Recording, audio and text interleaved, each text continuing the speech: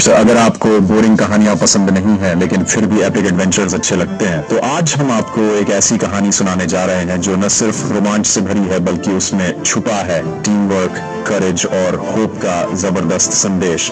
ये कहानी है कूर्म अवतार की, एक ऐसी कथा जिसमें एक साधारण सी दिखने वाली कछुए की शक्ल में भगवान विष्णु ने असाधारण काम कर दिखाया।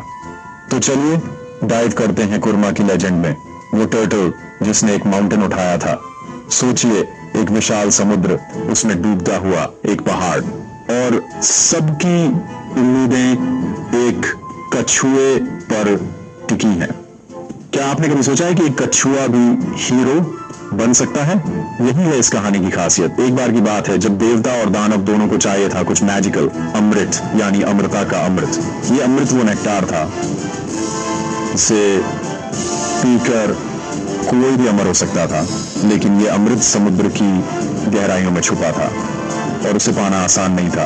देवता और दानव दोनों जानते थे कि अगर उन्हें अमृत मिल गया तो वो सबसे शक्तिशाली बन जाएंगे, लेकिन अमृत पाने के लिए उन्हें समुद्र मंथन करना था, यानी समुद्र को चरण करना था, और इसके लिए उन्हें एक विशाल पर्वत चाहिए था जो मथानी यानी चर्निंग स्टिक बन सके।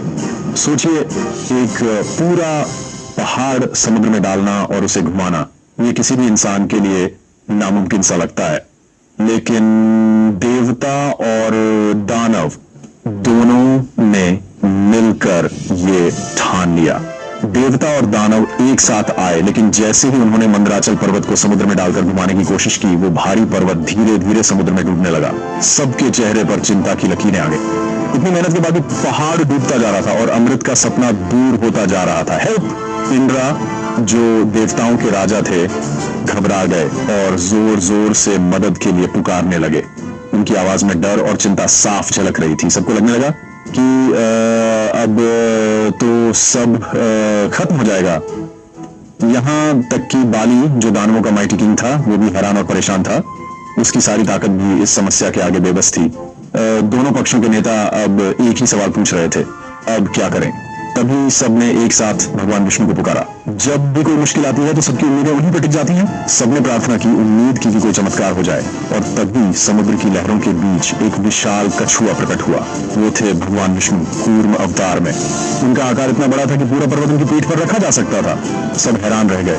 कभी सोचा था कि भगवान कछुए का रूप भी ले सकते हैं? Stay tuned. अगर आपको यह कहानी पसंद आए तो लाइक, कमेंट, शेयर और मेरे चैनल को सब्सक्राइब कर देना।